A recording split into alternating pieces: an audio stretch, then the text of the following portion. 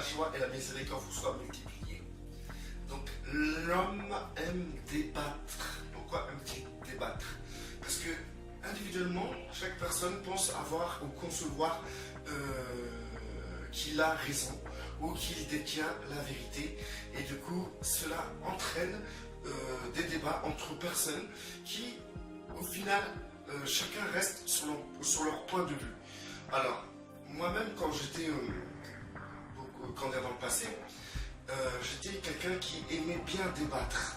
Et j'étais prêt à donner les arguments dans tous les sens du terme et à persévérer jusqu'à temps que j'arrive à faire comprendre à l'autre qu'il a entièrement tort. Mais malheureusement, si je me souviens bien, à chaque fois que j'ai débattu, l'individu avec qui j'ai débattu n'a jamais adhéré à ma manière de concevoir les choses, mais est resté sur sa position. Et de même, les personnes qui ont débattu avec moi, ils n'ont pas réussi à me faire comprendre leur point de vue, ni à me faire adhérer à leur manière de voir.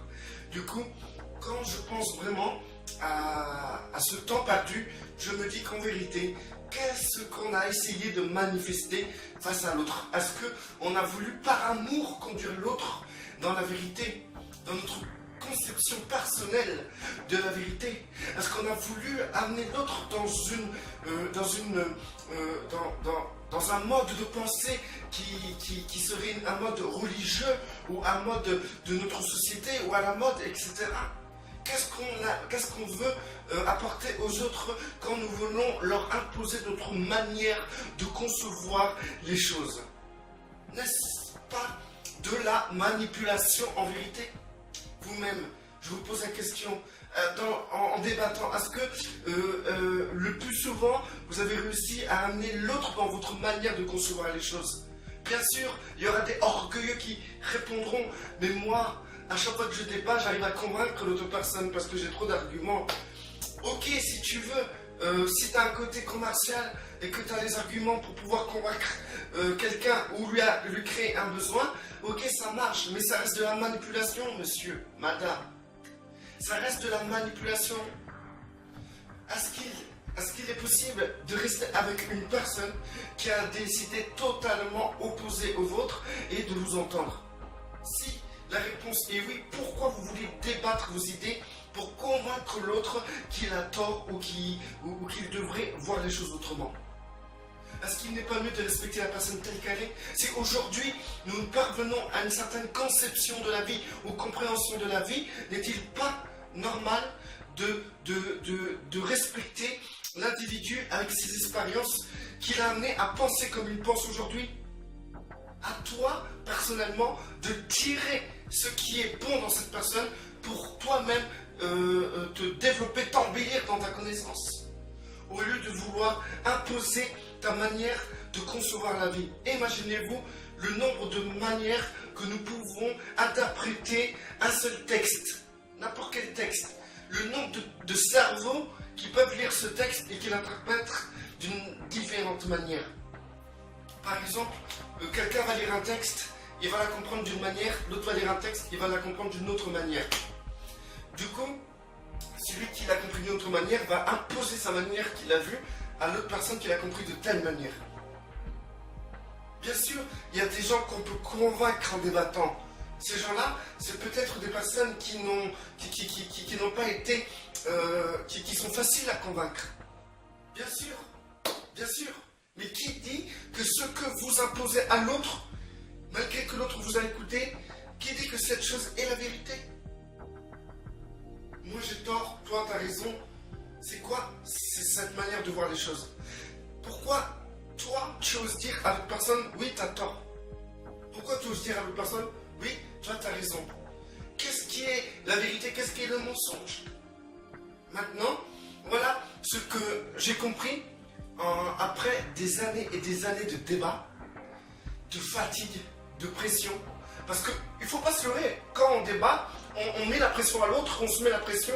Et souvent ces débats finissent en conflit. Et souvent ça crée des divisions. Dans les familles, si la division c'est qu'il y a eu débat. C'est que l'autre veut imposer sa manière de voir et l'autre refuse de voir comme l'autre. Et donc ça crée séparation, division. Au lieu de respecter l'autre tel qu'il est, au lieu de respecter sa manière de concevoir la vie. Vous savez la richesse qu'on peut obtenir lorsqu'on écoute les gens. Pas pour débattre, ni pour répondre, mais qu'on écoute juste pour comprendre. Et cette richesse-là, c'est énorme. Depuis que moi je mets ça en pratique, depuis que je le fais, je me sens bien. Avec les gens, je me sens bien. Pas de conflit, pas de débat.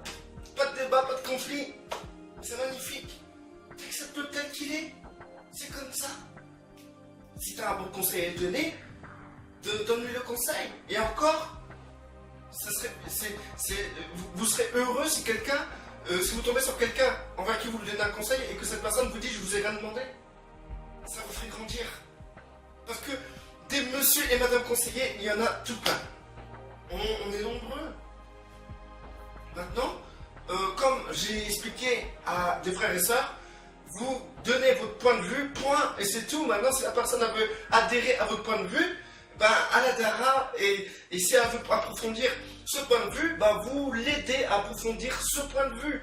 Mais une fois que vous avez donné votre point de vue, et ben, c'est tout. Si les gens ne sont pas d'accord avec ce que de la manière que vous concevez les choses, dans ces cas-là, laissez-les, ils ont le droit de ne pas être d'accord et vous n'avez pas à débattre contre eux, ni à leur poser leur manière de voir. S'ils ne comprennent pas, c'est qu'ils ne sont pas appelés à comprendre, ni à voir comme vous voyez, c'est tout, ça se passe comme ça.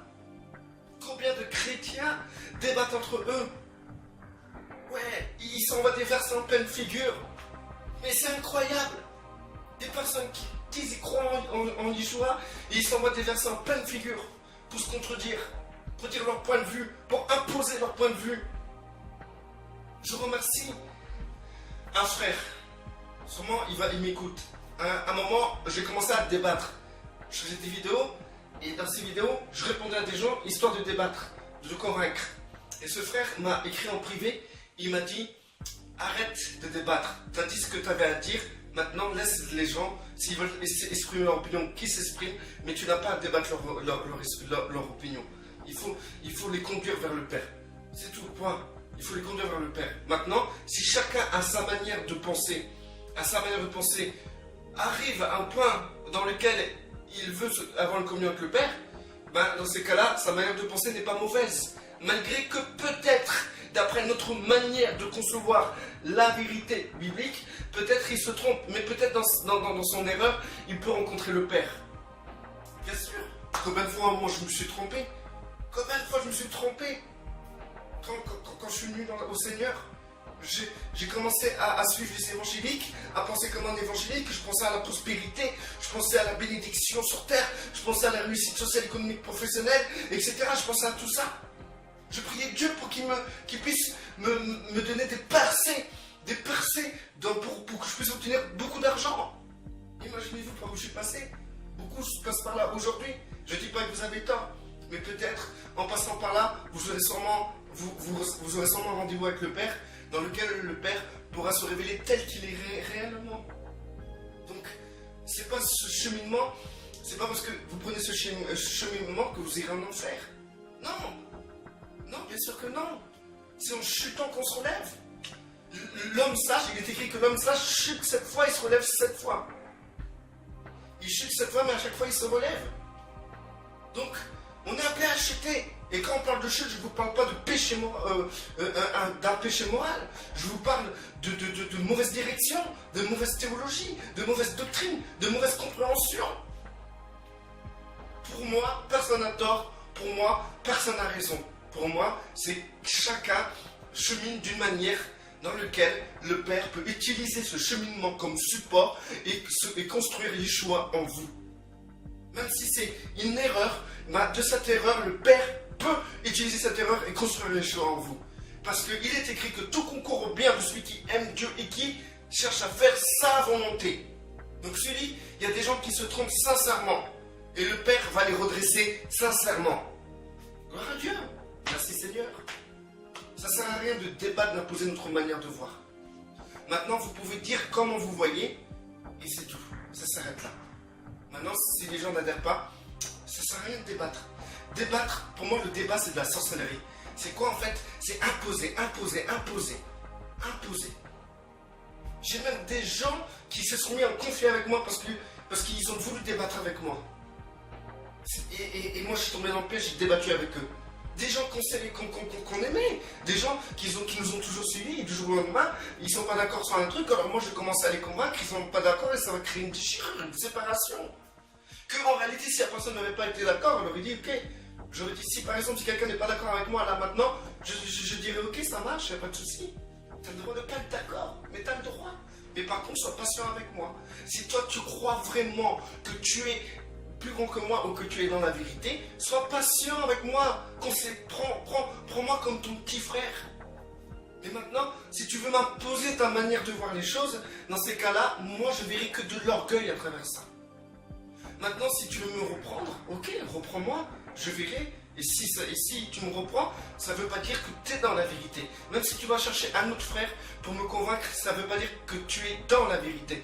Et si tu vas chercher toute ton assemblée pour me convaincre, ça ne veut pas dire que vous êtes dans la vérité. Maintenant, pour moi, personne n'a tort, personne n'a raison. Il n'y a pas de mensonge, il n'y a pas de vérité à travers des doctrines, à travers de la théologie. Parce que quand on va dans chaque dénomination chrétienne, chacun a sa doctrine, chacun a sa théologie.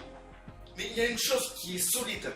Une chose qui reste totalement solide, c'est que la vérité est une personne, et c'est Yeshua. Celui qui a Yeshua, il est dans la vérité, malgré que dans la doctrine, il se trompe. Celui qui a Yeshua est dans la vérité, malgré que dans sa compréhension de la Bible, il se trompe. Celui qui a Yeshua est dans la vérité, malgré qu'il est dans une dénomination chrétienne, qui sont totalement dans l'erreur. Celui qui a Yeshua est dans la vérité, parce que le Père a mis la personne en Yeshua. Donc la personne est dans la vérité, en la vérité. Et la vérité est en elle. Parce que Yeshua fait sa demeure en nous avec le Père. Donc c'est-à-dire que la vérité est en nous et nous sommes dans la vérité, malgré que souvent nous nous trompons dans notre cheminement, dans notre théologie, dans notre doctrine. Donc celui qui a Yeshua, pour moi, il est dans la vérité. Il est dans la vérité et il est en la vérité. Et en lui demeure toute la plénitude de la vérité. La vérité n'est pas une doctrine théologique. La vérité est une personne. Maintenant, celui qui a tort, pour moi, c'est pas celui qui est en Yeshua et qui a une mauvaise doctrine, ou qui est dans une mauvaise église, ou qui a une mauvaise théologie, ou qui a une mauvaise interprétation de la Bible, ou qui a une mauvaise vision des choses. Pour moi, celui qui est dans l'erreur, c'est celui qui n'est pas en Yeshua et qui croit être dans le bon chemin. C'est la personne qui n'est pas en Yeshua et que Yeshua ne demeure pas en lui, qu'en lui n'est pas toute la plénitude de la vérité, puisque la vérité est une personne, c'est Yeshua. Il a dit: je suis la vérité, le chemin et la vie. Nul ne vient au Père, à Dieu, que par moi. Donc c'est-à-dire que celui qui n'est pas en Yeshua, celui qui ne suit pas Yeshua, il n'est pas dans la vérité, parce que dans la vérité, dans Yeshua, et Yeshua n'est pas en lui. Donc si Yeshua n'est pas en lui, la vérité n'est pas en lui. C'est une question de construction. Maintenant, une fois que vous avez Yeshua en vous, c'est une construction. En vous, vous avez toute la plénitude de la vérité. C'est-à-dire la vérité va se construire en vous. C'est une personne, c'est une identité et non une théologie. Les gens peuvent avoir une très mauvaise théologie. Ils peuvent être totalement dans l'erreur par rapport à la Bible. Mais s'ils sont en Yeshua, s'ils croient vraiment cela, s'ils ont accepté l'alliance avec le Père, que le Père enlève en eux ce corps de pierre pour mettre un cœur de chair, et que le Père a mis en eux son esprit, l'esprit de vérité, en eux. Dans ces cas-là, ils sont dans la vérité est en eux, malgré qu'ils n'ont pas la bonne interprétation de la Bible. La preuve en est, c'est vous-même, depuis votre croissance dans le passé, combien de fois vous avez cru que c'était ça et c'était pas ça, mais pourtant vous avez toujours été dans la vérité, en la vérité. Voilà. La vérité est une personne. Cette personne se construit. L'identité de la personne se construit en vous. Et cette identité va prendre l'ampleur sur vous. Et vous manifesterez l'identité de Yeshua lorsque vous serez mature. Lorsque cette identité sera mature en vous. Lorsque vous aurez libéré cette identité. Et pour la libérer, cette identité, il faut que vous mourrez en vous-même. Que vous mourrez dans votre identité mondaine. Dans votre chair. Ça ne veut pas dire que vous n'aurez pas de personnalité. Non. Le Père a décidé de mettre son esprit dans des corps de chair, dans des individus, dans des hommes, et manifester la parole, sa parole, son réma, pas le logos, pas la parole écrite, mais sa véritable parole à travers les hommes. C'est-à-dire, il a décidé de faire manifester Yeshua à travers les hommes. Et donc, il a choisi des personnes qui ont une indépendance dans la pensée. Et donc, chacun manifestera Yeshua selon son identité, sa personnalité. Mais une personnalité qui a été brisée. Parce que Yeshua dit comme ça que celui qui veut garder son âme dans ce monde la perdra. Mais celui qui perdra son âme, c'est-à-dire son identité mondaine, du monde, celui qui perdra son âme, la retrouvera. C'est-à-dire que vous retrouverez votre âme, mais renouvelée, selon la volonté du Père. Voilà. Que la paix soit avec vous, que celui qui est béni reste béni, que celui qui n'est pas béni soit béni au nom puissant de notre Seigneur Yeshua pour la gloire du Père seul.